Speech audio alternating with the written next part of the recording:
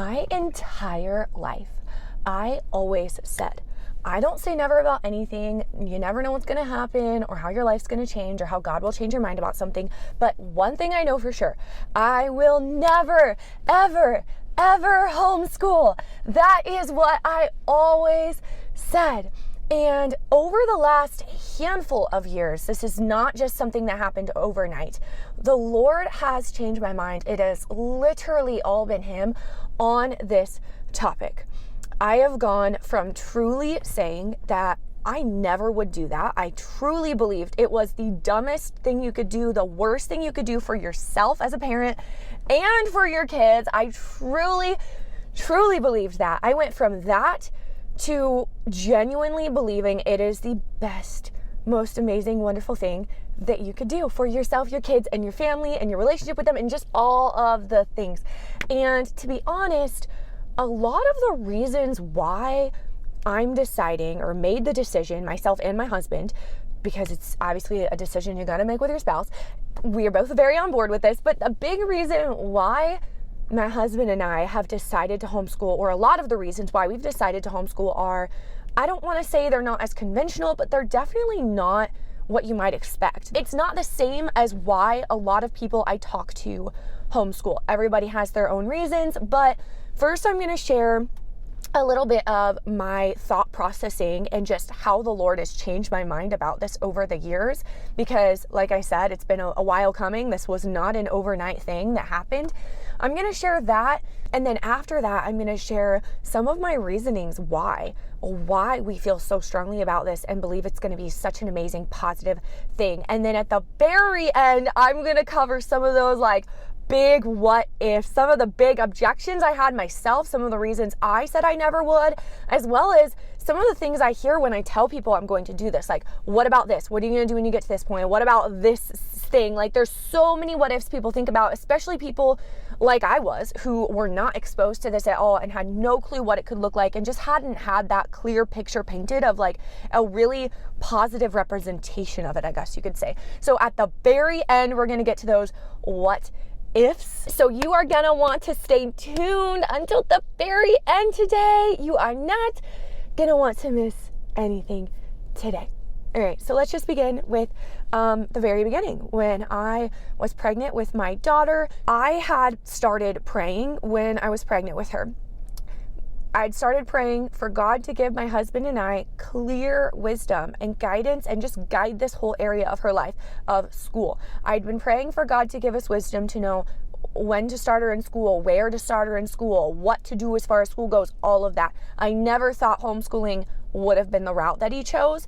However, if we didn't want to homeschool, I probably shouldn't have surrendered it to him, but he knew, he already had our yes, because we had fully and entirely surrendered that area to him. So it was not a decision that we were going to make ourselves on our own. And so we'd been praying for that, although had no clue that's what he would end up doing. And when my daughter was still a baby, I came across a book. I think I was on Pinterest, but I don't know for sure. But I came across a book called The Unhurried Homeschooler.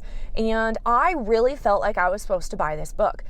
Don't know why. I actually remember thinking at the time as I was buying it, and then as I was reading it, I ordered it on Amazon.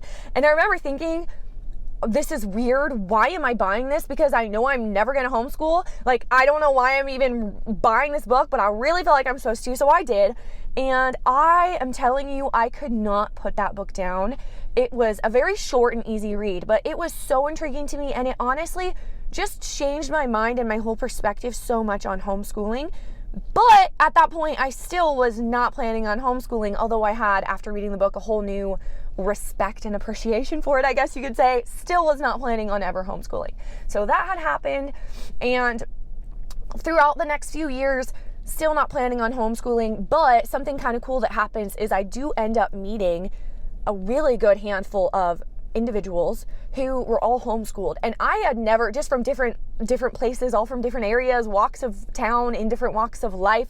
Some of them are older than me, some are younger, some are my age, some are literally still in high school at that point of their homeschooling experience. And this is new to me because I never really knew anyone that was homeschooled. And hearing their experiences of such a positive, like these were all people who had never stepped in school a day in their life. Like they were not just like homeschooled in the beginning and then went to school for high school. Like they were homeschooled all the way through from start to finish. Extremely intelligent, amazing, wonderful, well-accomplished people I look up to, and they all had such positive homeschooling experiences. And hearing about their experiences and seeing the fruit of the experiences of the ones that are still, you know, in high school but during that age, seeing how amazing of an experience it is for their family and seeing the fruit of it is something I would love to emulate in my family as well. And that honestly changed my perspective as well and opened my eyes to it. But still not convinced at this point. It's just something I respect, I guess, and am intrigued by, but still not sold or convinced that it's what we are supposed to do at this point. Fast forward to preschool. I went to preschool myself for 2 years, and I remember it. It was a great experience. And so I always thought my daughter would do the same. I was always so excited for that, like, milestone, I guess you could say, because it's just an exciting thing as a parent. But the first year of preschool rolls around, we didn't feel like we were supposed to. I prayed about it a ton, and I was a little disappointed, honestly, because I really wanted her to. But again, it was one of those things, like, we felt a huge red light from the Lord about that. And not that there's anything wrong with it. Like none of this is from a place of this is the right thing to do for everyone. I do not think there's like one best way to do anything, especially when it comes to raising a family. Everything is so circumstantial, and what works for my family will not be what works for your family. So I don't want to come from that place or sound like I'm coming from like this is the only good route, this is the only way to go at all. This is just my experience and what the Lord's been teaching me and how he's been changing my mind about it and what we are doing. Okay. But didn't feel like we were supposed to send her at all. Felt no peace about it. And then year 2 of preschool rolls around, or what would have been her year 2, and we apply to a really great private school for her, and I felt really good about the school. After meeting with the school and talking to them about it, I felt super excited and really loved a lot of things about this school, this private school, and she got in. A few weeks later, after she got accepted, we felt another huge red light. We didn't know why. It made no sense, but we obeyed that. And about a month later, our family ended up going to Mexico for a few months and doing missions work there. And it wouldn't have worked out for her to go to preschool anyway, but we didn't know why at the time. So that was like the preschool experience. None of this is to the point of why we're homeschooling yet. So don't go anywhere. Today's video might get kind of long. I was still for sure planning on sending her to this private school for kindergarten. That was for sure our plan. But when we were in Mexico, one day I was in a worship service and I was in prayer, and I wasn't praying about this or thinking about this, but I felt so clearly, so loud and clear, the Lord said, you are going to homeschool. After that, I told my husband, and he was not so convinced. I said, you know what, God, I'm fine with sending her to private school. So if this is really you, if this is what you want us to do, you need to tell my husband. You're going to have to tell him about this. So from then on, I did not say a word about it. I wanted to make sure it was God telling him, not me. So I kept my mouth shut and let the Lord speak to him. And I did not say anything about it until about 6 months later. Didn't say anything this whole time. 6 months later, when the conversation came up again, and I asked my husband his thoughts, and he was like, for sure, we're going to homeschool. The Lord had changed his mind and spoken to him as well. So at this point, it is January of the year before she would go into kindergarten, and we started applying again to this private school that we wanted our daughter to go to for kindergarten the following fall. And I had been praying because it had been on my heart so much. It would not go away. It was the kind of thing when like the Lord is bugging you about something so much, it will not go away. It will not get off your mind. And it just is like bombarding you. It was like that. And I really wanted to have peace about our decision to send her to this private school. I really did. It made sense logically. It's what everyone around us supported. Not me homeschooling her, I'm telling you that. But everyone around us supported her going to this private school. It's what made logical sense. It's what looked like it could be the best option on paper. But I felt no peace about it. I had just been praying like, Lord, please, I want clarity. Just tell me, I just tell me 100%. I don't want to be in this like limbo back and forth place. I want to know 1,000% what it is you're telling us to do about this, because this is not a decision I'm taking lightly. This is something I'm taking seriously, even though everyone kept telling me it's kindergarten, it's not that serious. To me, it was a big deal, because I really wanted to start out how we intended to go. I wanted to know if we're going to homeschool for a while or for like long term, I want to start out right, and I want to start out on a good foot, and I don't want to be back and forth. Like, I don't want to be double-minded. I want my mind made up, and I want to have a decision, clear decision. So I felt no peace. I kept praying for clarity, and the second that I sent in my application for this private school and I paid the $75 application fee to submit my application, is when I knew 1,000%. All of a sudden, all my questioning was gone. I'd been praying for clarity all day, actually probably for weeks up until that point, and that exact moment is when my prayers were answered, and I had clarity, and I knew that I knew. You could not convince me otherwise. It was 1,000% clear. We were supposed to homeschool, and I cannot ignore this. As soon as I made that decision, that was in January, and it's summer now, so however long ago that was, moving into like fall would be when my daughter starts kindergarten. As soon as I made that decision in January, my husband and I both made the decision together. I said, I am going to start now, because up until that point, we would do educational things with our daughter, like preschool, like every now and then, but it wasn't something I was taking seriously by any means. But like she knew, what they learn in preschool, and like counting and ABCs, like she knew all that stuff, and she was extremely social around lots of kids and all of that. But as soon as I made that decision, I said, we need to start incorporating school time into our life on a consistent basis. No, it wasn't every single day. Yes, it was only for about 30 minutes at a time, but I would say about 3 times a week for 30 minutes or so a day. We were consistently incorporating this school learning time. I knew like we need to set this as a consistent rhythm, so my daughter is just used to it, and she just knows like, this is part of our day. We wake up, we do this, and we start our school time, and we do, like, she just knows like this is part of our daily rhythm, and it's just a normal, consistent part of our life. And honestly, she fell so in love with this learning time with me, and I fell so in love with this learning time with her. She gets excited about it. She actually would, before we ever talked about homeschooling with her, she would beg me to let her do homeschool and not send her to kindergarten, because she wanted to be at home doing this school time together as a family, or me with her. And I actually did teach her how to read, which I think I needed to honestly prove to myself that I could. I know she's not even in kindergarten yet. At the time of filming this, she'll be going into kindergarten in the fall, homeschool kindergarten.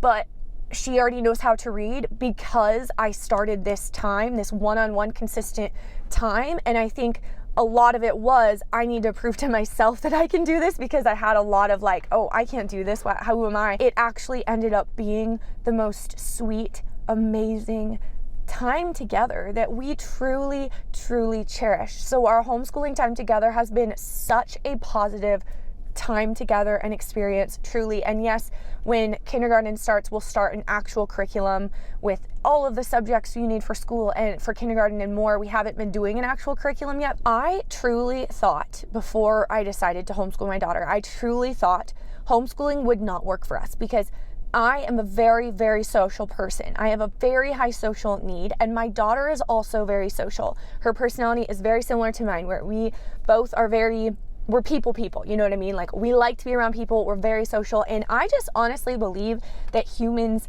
in general are very social beings, and we were created by our creator to live in community and do life with people and not be isolated. I think that's so harmful, but just knowing like my daughter and I especially are extreme, like our social needs very high.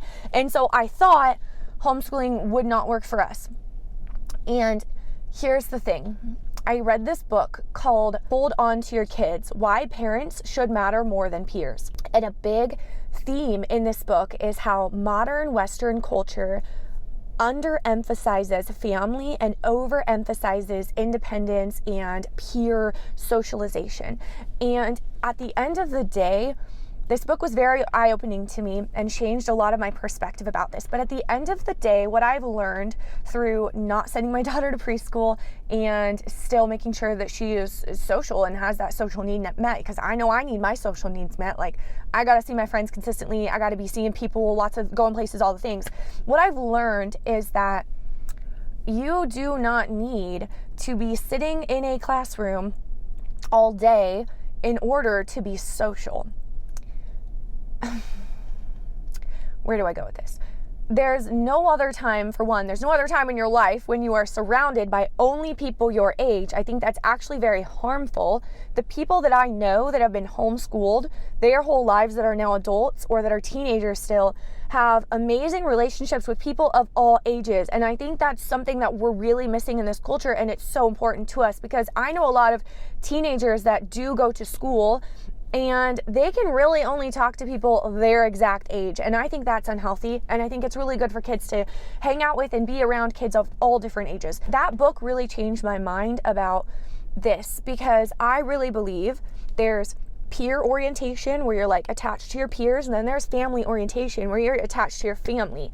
And at the end of the day, yes, children having friends is so important, and making sure my daughter, especially because she's still an only child, although that is not our choice. It's not by choice. I did a video about this recently. You can find that on my channel after you finish this one.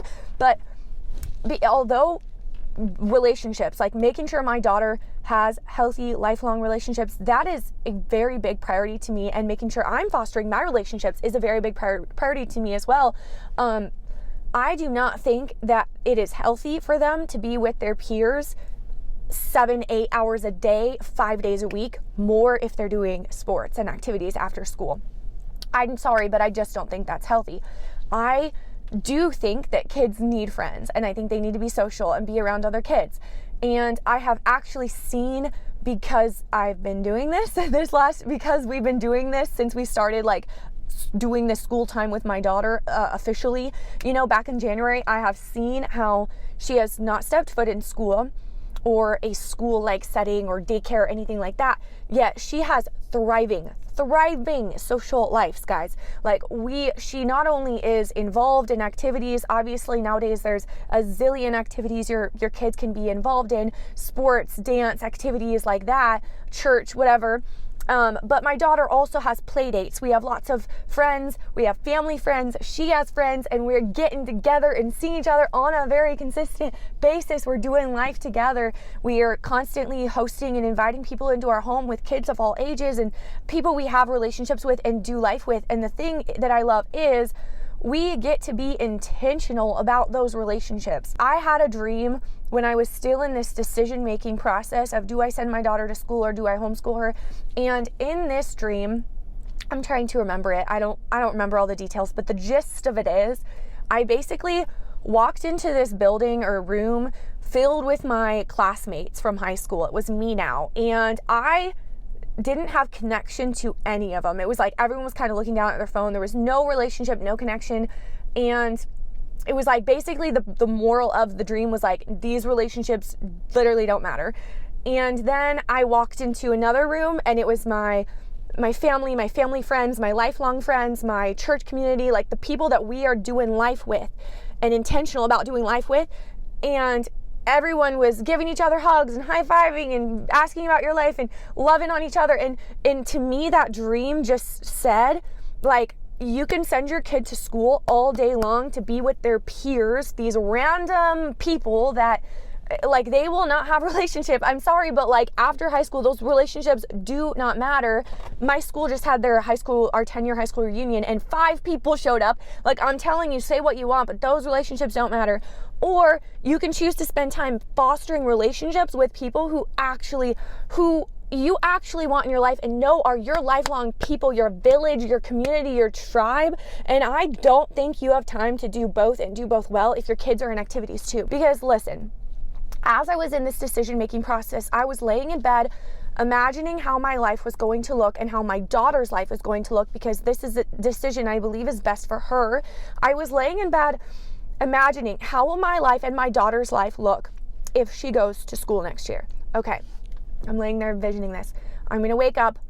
We're going to be rushed. We're going to rush out of the house, and I'm going to have to wake her up at way too early of an hour, way earlier than she's used to waking up at, and rush out of the door, which is not good for her nervous system, my nervous system, or your nervous system. You tell me whatever you want, but we are not going to have slow mornings, which if you have not experienced slow mornings with your family, you are missing out, because they are truly the best thing in the whole world. But we will not have any slow mornings anymore. We is going to be rushing out of the home. I'm going to be driving her to school. I'm going to come home. I'm going to drive back to school, pick her up, come home. We're going to go to her activity. We're going to come home. Maybe we'll have an hour before bed as a family, and then we're going to go to bed. We're going to do it again the next day, and the next day, and the next day, and the next day. And then on weekends, we're going to have sports and activities and all of that. Guys, that is not life. I'm sorry, but this Western culture needs a wake-up call. That is not life. If that is your ideal life, good for you, but that is not my ideal life, and I don't believe that there is time to do life with community, with your village, with your people, with your family, your tribe, if you're living life that way. I am so convinced there is not time, unless you're just rushed and stressed all the time, and that's not how we were meant to live, guys. That's not how we're meant to live. So that was a big part of my decision-making process. Was I'm not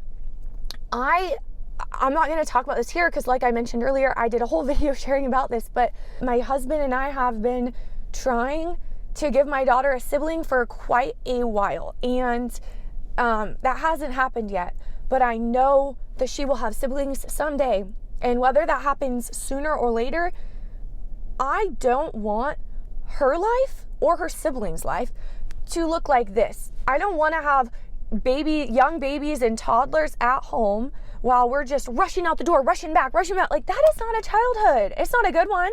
I want to have time for slow mornings, unstructured play, creative, imaginative play, learning at home as a family, time to hear the voice of the Lord. If your kids are so overscheduled, they can't hear God's voice for themselves. They're just going from like activity to activity, boom, boom, boom. Like, that's not good for them. I don't believe it's good for them. And I care so much more. My daughter does not have siblings yet, but I know she will someday. And I don't care how big the age gap is. I want her to have copious amounts of unstructured time with her siblings, because I have heard from so many people, this is not my choice to have kids as big of an age gap as it will be. But right now we're moving towards what would be like the 7-year age gap. And I don't know when that will happen, but it wasn't my choice to have kids this far apart. But I do know that I care so much more about my daughter's relationship with her future siblings than her random people she is seated by in school, that those relationships that literally don't matter. Like, they don't matter. When you're an adult, they don't matter.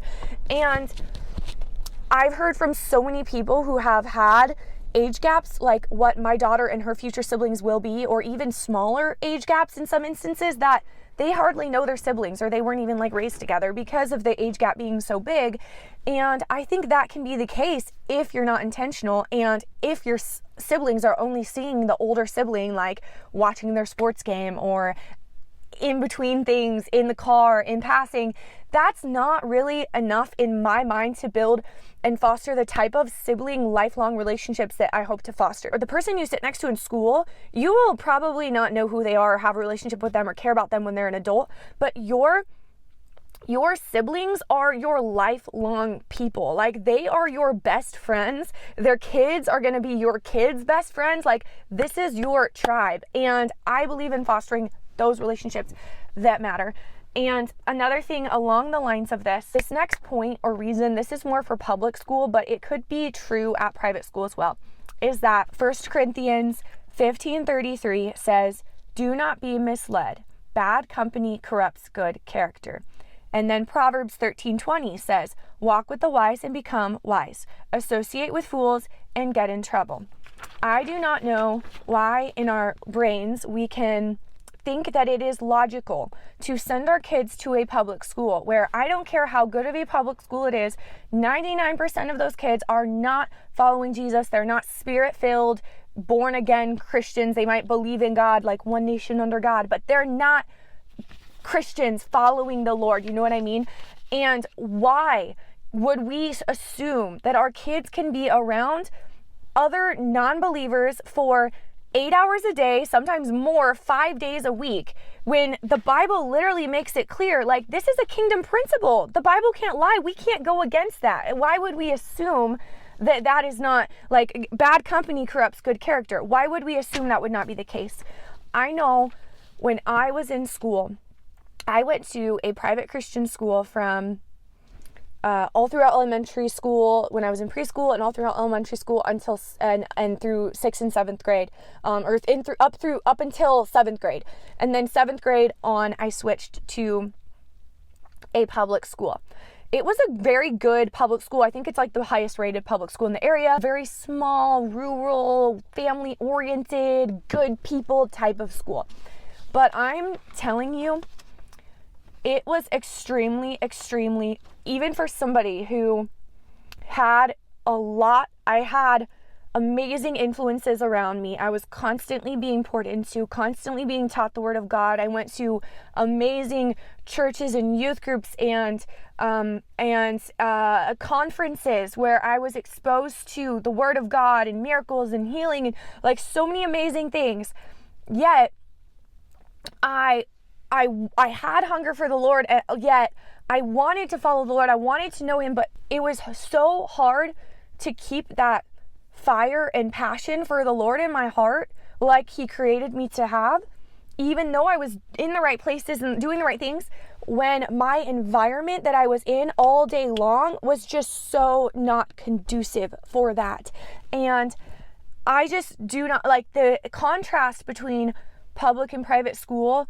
The public school was a very dark place. It was a very spiritually dark place, and even a good public school. And I know even as an adult, I don't want to be in that environment all day, every day. Like, yes, we can and should have friends as Christians who are not believers, but those are the friends that we see and go to dinner with a few times a month or spend a few hours with, every week. It's not all day, every day. Another big thing that I have not been able to get out of my mind is that in Deuteronomy 6, it talks about our command as parents. Our number one job is to teach our children about the word 24/7. When they sit, when you sit, when you stand, when you wake up, when you go to bed, when you eat breakfast, lunch, and dinner, be constantly talking about the things God has done, testimonies, the Lord, how good he is, and just teaching the word.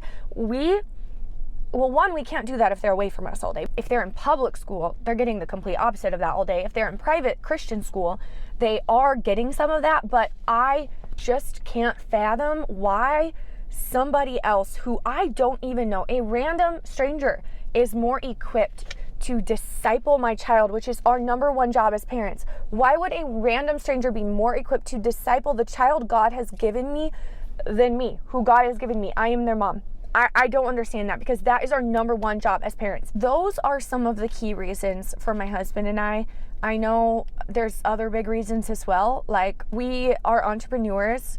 We run our business. We work from home, and we run our business remotely. I've pulled back a lot, and I'm home with my daughter more and do very minimal, but I'm still involved in our business. And my husband works from home for our business. We make our own hours, and a big reason why we choose to live the life we live and be business owners, like be entrepreneurs and live this way, because we do make sacrifices to live this way. It's not always easy, is because we want to be able to leave for a month at a time. Our daughter has left the country 3 times in the last year and a half, and there's been many times since she's been born when we've just taken off and left for a month, and we decide like right before. And that's the life we want to live.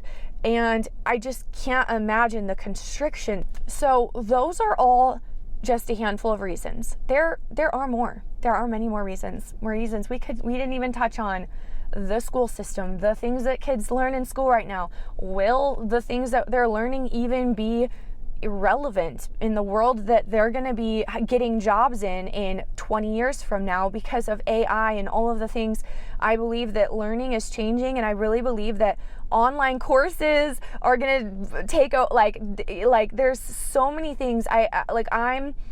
I'm not even gonna get into that. There are so many more reasons, but those are like the main heart reasons why we made this decision. Now, how long are we going to do this for? It is in the Lord's hands, truly. I can honestly say that I can't believe I'm saying this, because I would have thought previously that this was a horrible thing to do to you and your kid, but after seeing how it can be done. I've told you I've met so many like homeschooling people. They're like my favorite people ever, and they're so cool, and they're not weird or antisocial, and they were all homeschooled all the way through, like these people that I've met recently in different walks of life from different areas. But I just met another one. God keeps bringing these people into my life, and this is literally like timing, because I have gone my entire life up until now not meeting or knowing like any homeschoolers. Randomly, I just met and got to know a super sweet girl I think she's like 18 right now, and she just graduated from homeschool. She was homeschooled her entire life, and listening to her experience, like, she was not antisocial at all. Seeing this image of how it can look in a healthy way, I truly don't believe it's a negative thing, I guess is what I'm trying to say. And I'm so not opposed to doing this for my kids all the way through. I think that actually, I can't believe I'm saying this, but I actually think that would be an amazing, amazing thing. Will we do that? I would like to say yes, but I'm also like, I didn't think we'd do this, and then the Lord changed my heart. I don't know what the Lord's going to tell us to do. But as of right this second, yes, the plan is to homeschool all the way through until he tells us otherwise. And I'm not saying that you can't raise an amazing child. Obviously, people do it all the time. I've seen it done many times. Sending them to private school or even public school. Yes, I do believe you can do that. But I'm just sharing my experience. Again, I just want to reiterate, I'm sharing my experience, what God's telling me about this for me and my family. Me, not you. Me. Okay, so now I'm going to get into some of the like what ifs. What are you going to do about this? Why would you do that here? What are you going to do here? Okay, so first off is what are you going to do about math? Well, right now, it's funny because I have heard, when I tell people I'm homeschooling, I've heard other people say like, oh, I couldn't homeschool my kid for kindergarten because I'm like not that smart. Guys, you really think a kindergartner is better at math than you? Are you for real? You really think that? I'm sorry, but I know basic addition and subtraction, although I did not excel in math by absolutely any means. I can do basic addition and subtraction, okay? What will I do when we get to the point where I cannot do the math anymore? Because we will absolutely get to that point. Well, for one, there are many private tutors in the area who will come directly to your home. Two, there are amazing learning centers with private tutors at them. There is a handful of them, less than a 5-minute drive from where I live. I actually went to one myself growing up, and let me tell you, I struggled with math so much, and I did not learn math in a group setting. Like, I could not learn in a group setting, like in a classroom of 20, however many plus kids. But when I did a private tutor at this learning center by my house where I live now, when I went to this learning center, I actually enjoyed math for the first time in my life, and I actually understood it, and it took way less time than I didn't have to sit in school all day to learn it. It was like a quick in and out, tutor session, and I literally learned it so quick, and I loved it. And private tutors, yes, you pay for them, but they're still cheaper than private school. So if that's money is an issue, they're definitely still cheaper, and I think it's a worthy investment, and it's less time consuming for your kids and your family. And also, there are co-ops. I'm sure in all areas there are now, but I know where I live, homeschooling is like a really poppin' thing. I'm sure it's poppin' everywhere. There are so many co-ops. Some of them have, like, they're not parents teaching, like an actual teacher is teaching all of math and science, for example. Some of them teach like Bible theology, if you want to get into that, or like there's so many different things, just English, like whatever. You can join as many as you want, and there are so many. Some of them are just more for fun. Some of them are more just for social aspect, but I do not feel called to do a co-op at least this year. I would love to find a really good, solid co-op, but my thing with that is I'm very intentional with where we put our time, and I want to find a co-op that we're gonna like stick with long term. I've said this before, but I want to do life with people and have community, and I don't want to just be showing up to some random co-op every week and pulling my kid, like driving my kids to some random co-op every week, even though yes, it's a small amount of time invested. If I'm going there even just once or twice a week, and I'm around the parents too, like, I want to make sure they're people we want to do life with. I'm so kind of crazy about, like, I don't really want to waste my time. If it's not going to be a lifelong friendship, like, I'm not wasting my time. And so I do like the idea of a co-op, but I want to find like our people and find one that we can stick with long term. And I just don't have peace about any of them right now. And we also, quite frankly, don't need the social aspect. My daughter, if any, has too much social time. Like, she is so socialized. She has so many things she's going to on a consistent basis with so many different kids, family and not family, that I just don't feel like it is a need right now. My next question that I've been asked a lot is, what if your daughter doesn't listen to you? Like, what if your kid doesn't want to do school, or what if they don't listen to you and like they'll listen to a teacher because it's not their kid? That to me is a little weird. Like, what if your kid doesn't listen to you but they'll listen to a teacher? You are their parent. If my kid's not listening to me, but they'll listen to a teacher, like, that is a problem, and we will work to fix it until it is fixed, no matter how long it takes, because my kid should listen to me. I am her parent. So I don't understand that, but, and yes, your kid does need to learn how to respect other authorities that aren't just you, and my daughter does have plenty of opportunities to do that. No, my daughter is not a perfect angel who listens to me all the time. If you know her, you know, like, she's a very free-spirited, like, wild child girl, just like I was. She never resists this learning time, partly because, one, I like to think I'm a fun parent, okay? I make it fun. We're not just sitting there reading out of a textbook. Like, I make it fun for her and engaging, and it is like a fun learning time together. Yes, we're actually learning, but like, I do what I can to make it spicy, you know what I mean? Two, it's part of our routine. Like, yes, maybe there's some resistance at first, but after a while, kids are really good with like routine and structure. They want to know, like, we do this and then we do this and then we do this. Like, it's just part of our daily life. And so, just like, what if your kid doesn't want to go to bed? Will they go to bed like, it's not an option. You're gonna let them stay up till 1 a.m. because they don't want to go to bed? Like, it's just part of our life. Like, we just do, it's just something we do. And so it's a consistent part of the routine. And then 3, my daughter is very motivated. Like, if there was something, we haven't gotten to this yet, but if there was something that she was like super resistant about and was like, I hate this subject, I don't want to do this, like, she doesn't get a lot of TV time. We don't let her just turn the TV on whenever, but we do give her a short TV time every day, and we try to be intentional with what she watches and whatever. But she doesn't get that TV time till later in the day, after school time's over, whatever. And she's very motivated by that. Maybe your kid's motivated by something else. But my daughter, if I just say, like, you won't get your TV time and I'll stick with it, she will most likely just do whatever. And obviously, that will probably change as she gets older, but we'll just evolve what works for us as she gets older. And I don't have to threaten that. I really don't have to sit here and be like, if you don't do school, you're not going to get your TV time, because she loves this learning time together. But you just know your kids, and like I said, this is the kind of thing that, if my kid's not listening to me, but they're listening to a teacher, yes, they should respect other authorities. But if she's not listening to me enough to sit, no, I don't expect her to be a perfect angel all the time. I know she's a kid and she's allowed to be a 5.5-year-old. She's very much allowed to do that, but and I have very realistic expectations for her age, but I don't expect her to sit down for 5 hours right now, and I don't think that would be good for her anyway. But if she is not listening to me enough to do school, I'm committed to this enough and know what we're supposed to do, that we're going to figure it out. Like, we're going to do trial and error, whether it takes us months to figure something out. We're going to figure it out. We're going to figure out what it takes to, her and I, get on the same page and learn to love this thing together and do school times. I truly don't think that's an issue. So the last question I've been getting asked a lot is how to get started. Guys, I'm not an expert. I'm not even, literally, my daughter and I have started doing preschool. I've taught her how to read. We've really fallen in love with this learning time together, and I've really proved to myself that this is something we can do and we can love together.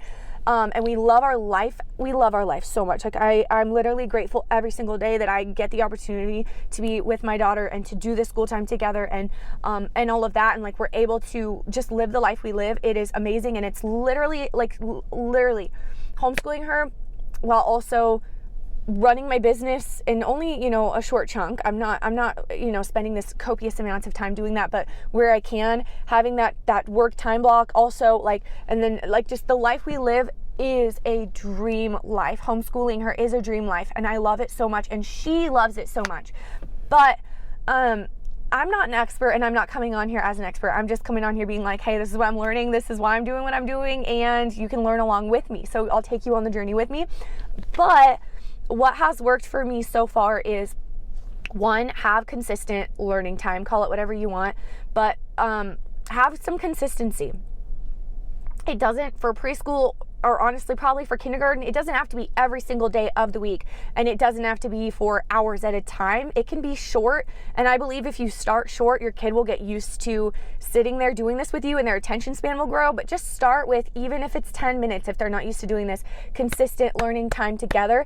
Make it fun. My daughter does really well with rewards. I don't know what your kid does, but I had been telling her for a long time that when you learn how to read, I'm going to buy you a reading light, your very own reading light, and you're going to get to stay up in bed after bedtime, like after your dad or I put you to bed. You can stay up in bed for a little bit and read books while your eyes get tired. And it's something I told her, one, because I think that, yes, I will still we do a lot of read alouds together, and I think, and we will for sure continue to do that no matter what. I'll still read her chapter books even when she's able to read them on her own. But I think reading is just like practicing is like the best way to become a strong reader, grow your vocabulary, like learn about things through reading books about them. Like there's so many benefits to reading in general. That's something she was really excited for, and she just last week got her reading light, and she has a stack of little like I can read beginner books that she's been reading in bed at night. Just make it exciting. Make it like learning to read is awesome. This is a fun, exciting goal. It's going to enrich your life in so many ways. When it comes to like math, counting for preschool, all you do is basic adding and subtracting. Well, my daughter and I do that while we're playing Hungry Hippos. Like we play games and we do adding and subtracting as we're playing those games. So you can literally play games with your kid and incorporate math.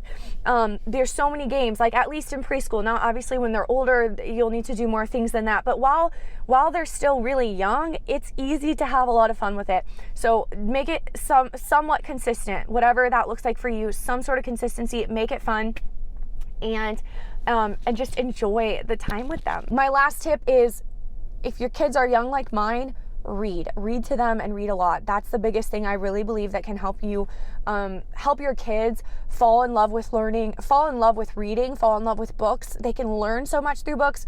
Whenever there's been a phase I've needed to teach my daughter, like when my daughter was at her biting phase and she was biting kids, I bought a bunch of books about biting, and we read them and it helped. When she was potty training, I bought a bunch of books about potty training and we read them and it helped. Like whatever we're going through in life together, like I buy books about it and we read about it, and it's such a good way to learn. And so just reading together will help build their attention span, and that can be the start. Like if you're not used to doing any learning time together, I have so many books. We do go to the library, but their books are not as good as my books, okay? They don't have that many good books, but we do go there sometimes. But I have stacks of books because I gotta rotate. I can't be reading the same things every day for my sake, but I have stacks of books that I keep in different places throughout the house, and I rotate. I have a basket of books that I keep in the kitchen at all times because we do a lot of reading while we're eating or sitting at the kitchen table during breakfast or whatever. So I have a stack of books at the kitchen table, and I rotate that stack. The other baskets of books, I don't know if this is making any sense, I keep in the closets, and then I rotate, the stack, so we're not reading the same basket of books, all the time. But just start with reading time and go from there. But anyway, guys, I am rambling. Let me know what you guys think. I never want these videos to be like me just talking to myself, talking to the camera. I want to talk to you guys. So let me know what you think in the comment section. Let's start a conversation about this over there. Comment below any tips you have for me if you're homeschooling, or your thoughts. I'd love to hear your thoughts in the comment section. Hit the thumbs up button if you like this video, and hit the thumbs down if you didn't, and I'll see you guys soon.